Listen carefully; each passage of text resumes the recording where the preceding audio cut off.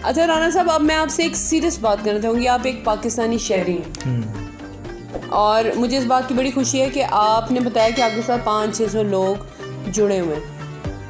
आप सोचते हैं कि आपको सियासत का हिस्सा बनना चाहिए? मैडम, जो अभी इस वक्त जो माहौल है ना सियासत का, तो उसमें मेरा नहीं ख्याल कि मुझे बिल्कुल भी इसमें किसी भी किस्म की कोई एंट्री करने की मुझे ज़रूरत है, और मैं बिल्कुल भी करना नहीं चाहूँगा। जो हालात इस वक्त बने हुए हैं मुल्क के, एक घुटन का माहौल है और सीधी सी बात है कि हम साइड पे रहें तो बेहतर है। जबकि इस मुल्क को ज़रूरत है नए खून की, नए जज्बे की और सब कुछ चीज़ों की, लेकिन मैं पर्सनली तौर पे देखूं तो मेरा नहीं ख्याल कि हमारे नौजवान को वो इस मुआशरे के लिए अनफिट है। मुझे नहीं लगता कि हमें यहाँ पे अपनी सलाहियतें। अच्छा, आप किसी सियासी जमात को शायद सपोर्ट भी करते हो?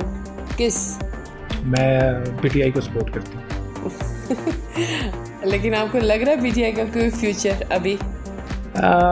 जो अब हालात बने हुए, मैं आपको बता रहा हूँ, बड़ा घुटन का माहौल है और सीरियसली मुझे नहीं लगता कि कोई अल्लाह करे आपके काम में और बरकत डाले। अब मैं यहाँ पे आपसे ये सवाल करूँगी, आजकल के यंगस्टर, आपने कितने अच्छे पैकेजेस निकाले, लेकिन आज का जो यंगस्टर है, माँ सिवाय किसी के पास इतनी मजबूरी है कि उसको काम करना ही करना। सब लोग शॉर्टकट ढूंढ रहे हैं, टिकटॉक के शॉर्टकट, हवाई इनकम, बिटकॉइन, उसके पीछे भाग रहे हैं। तो क्या आप ऐसी ऑडियंस, ऐसे लोगों को क्या मैसेज देना चाहेंगे कि शॉर्टकट की तरफ मत जाओ, काम की तरफ आओ? क्योंकि हैं तो वो लोग ही, मैं हूँ, आप हैं, आज हैं कल नहीं होंगे।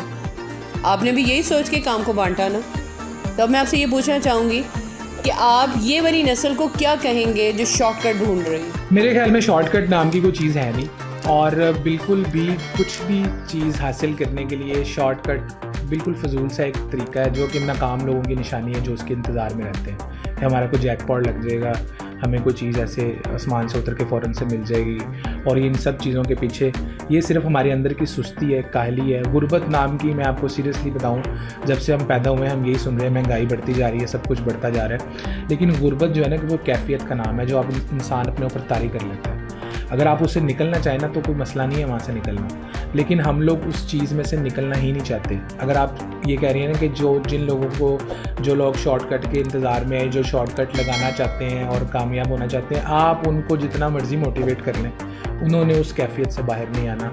वो ज़िंदगी भर इसी इंतज़ार में रहेंगे कि उन्हें कहीं ना कहीं से बैग भरा हुआ मिल जाए और वो इसको। आपने बहुत खूबसूरत बात की। तो ये अब मैं आपसे ये पूछना चाहूँगी, आपने कहा कि आपने एक डीप फ्रीज़र से शुरुआत की थी, वो क्या हालात थे जो एक डीप फ्रीज़र से आपने शुरुआत?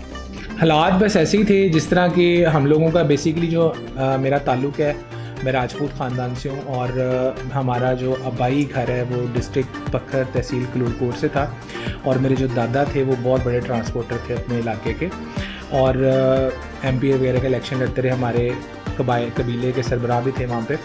और हम लोग उस ख़ानदान से निकल के और हम लोग स्टडीज़ के लिए 2008 में आए थे लाहौर में।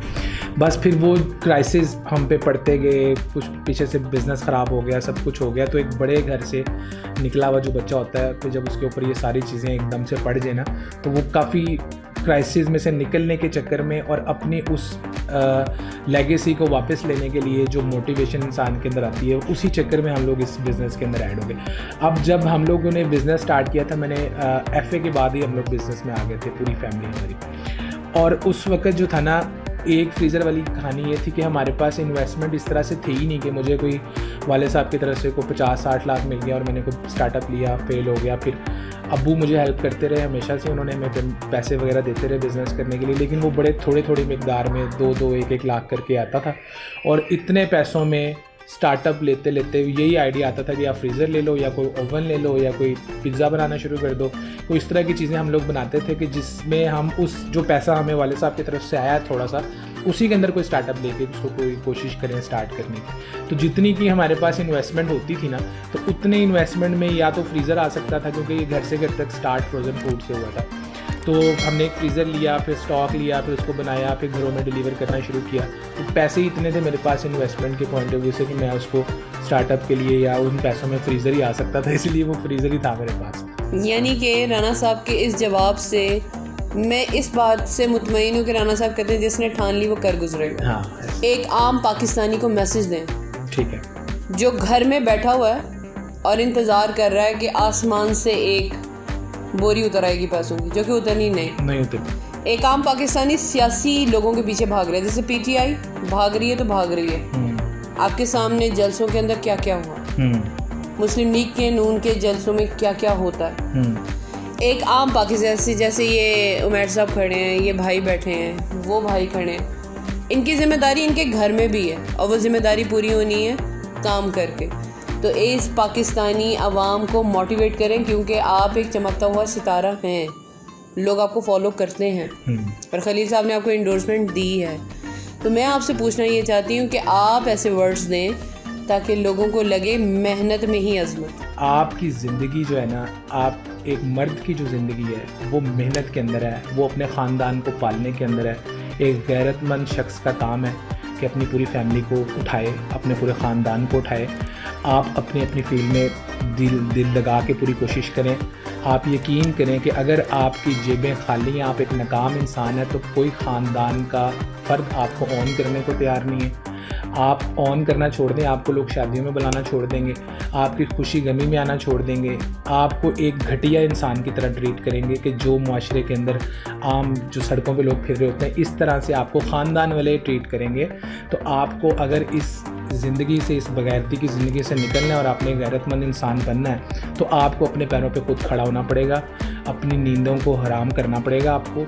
आप मेहनत करेंगे, दिन रात एक करेंगे, तब जाके आपके मुआशरे के अंदर आपका नाम बनेगा, तब लोग आपकी मिसालें देना शुरू करेंगे, तब आपका ख़ानदान आपको ऑन करेगा।